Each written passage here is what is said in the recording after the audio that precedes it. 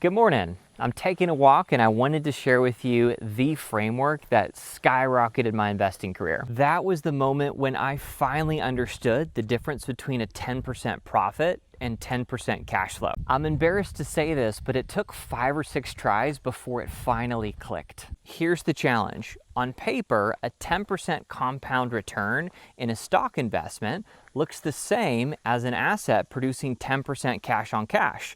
You add up all the numbers, they add up to the same thing, but they're not the same. If you were to put 100 grand in the S&P 500 and let it compound at 10% interest over the next 30 years, you would have a lot of money.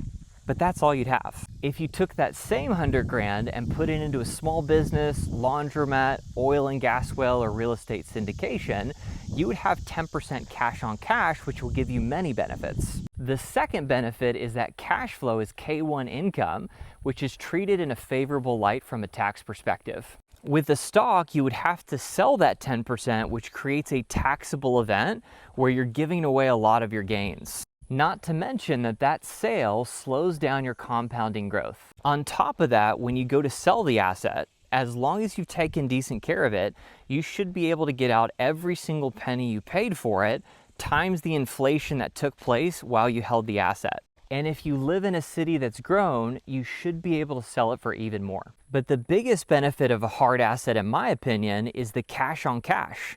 If your asset is spitting out $1,000 a month, or $5,000 a month, or $10,000 a month, you now have options, right?